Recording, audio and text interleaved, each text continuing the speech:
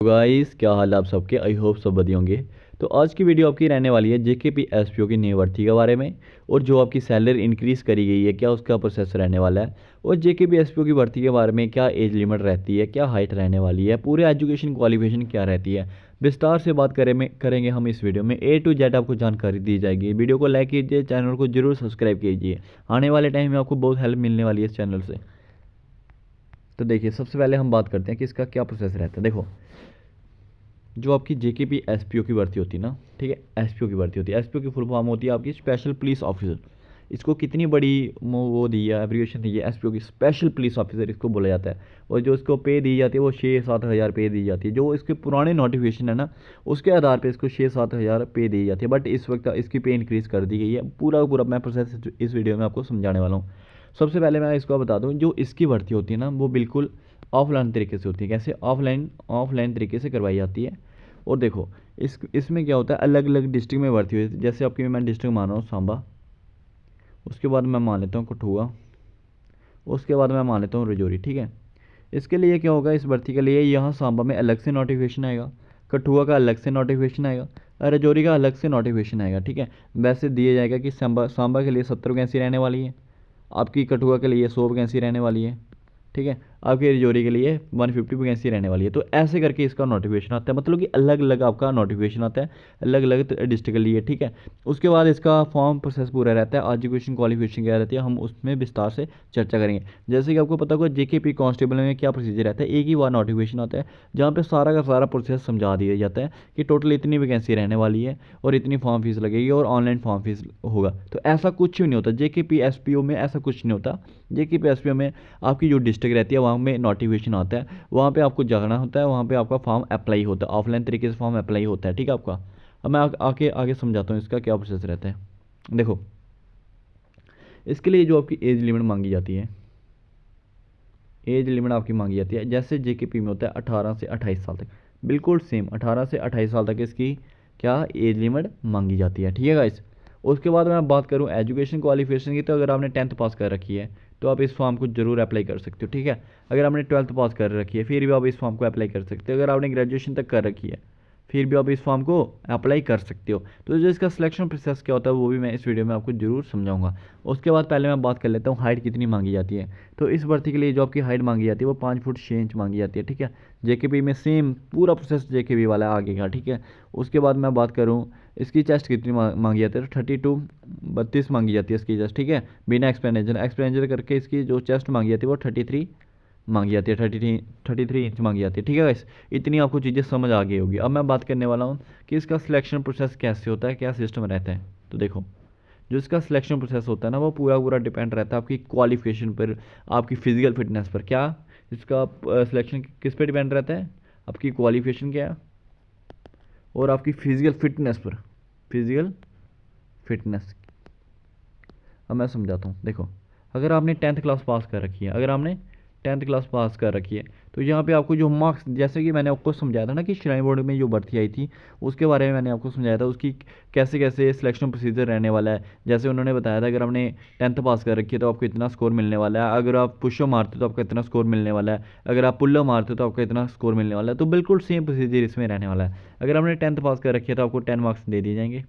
जिसका ज़्यादा स्कोर हो गया, जैसे मान लो 50 वैकेंसी है ना, 50 वैकेंसी में यहाँ पे जिसका ज़्यादा स्कोर हो गया उसकी वहाँ पे सिलेक्शन होने वाली है। कोई रिटन एग्ज़ाम नहीं होता, कोई कुछ नहीं होता। ठीक है, उसके बाद अगर आपने 12th पास कर रखी है तो 12th पास वालों को इधर 12 मार्क्स दिए जाते हैं। ठीक है, 12 मार्क्स दिए जाते हैं।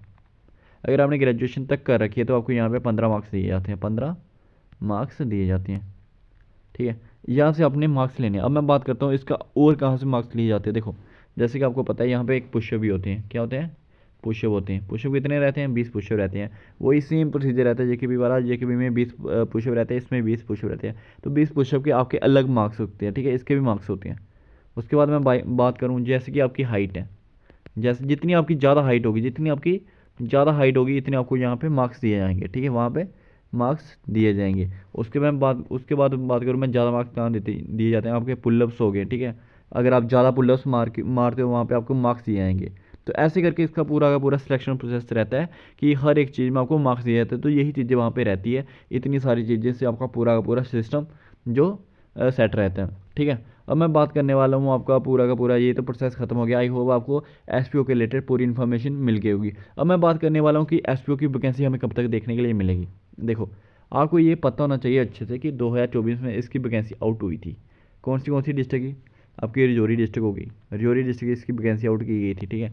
उसके बाद मैं बात करूँ, मैं डोडा की इसकी वैकेंसी आउट की गई थी, कुछ तहसीलों की वैकेंसी आउट की गई थी। उसके बाद मैं बात करूँ रियासी की, इसकी वैकेंसी आउट की गई थी। ये 3 डिस्ट्रिक्ट की तो वैकेंसी आउट की गई थी, लेकिन जैसे वैकेंसी आई उसके कुछ दिन बाद, 5 से 6 दिन बाद इस वैकेंसी को क्या किया, इस वैकेंसी का क्या किया, इसको ख़त्म कर दिया गया। मतलब कि इन्होंने बोला कि हम ये वैकेंसी को कवर अप नहीं करेंगे, इस वैकेंसी के जो नोटिफिकेशन थे उनको मतलब कि हटा दिया गया, ठीक है, कि हम इस वैकेंसी को अभी नहीं भरेंगे, कुछ टाइम बाद इस वैकेंसी को भरेंगे। तो ये आपका सिस्टम हुआ था। अब जो इसकी प्रोसेस है, मतलब कि कब तक हमें वैकेंसी देखने के लिए मिलेगी, तो मैं आपको सही सही बता देता हूँ।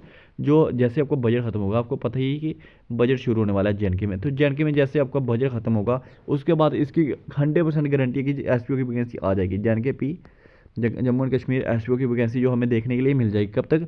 मई महीने के, अप्रैल या मई महीने के अराउंड इसकी वैकेंसी 100% आ जाएगी हमारे एसपीओ भाइयों के लिए। बहुत बड़ी खुशखबरी रहने वाली है। और कैसा कैसा सिलेक्शन प्रोसेस रहता है मैंने आपको बता दिया। तो इसमें भी आपकी रेस रहती है, रेस वाला मैं बता देता हूँ। 1600 मीटर आपकी रेस रहती है यहाँ पे।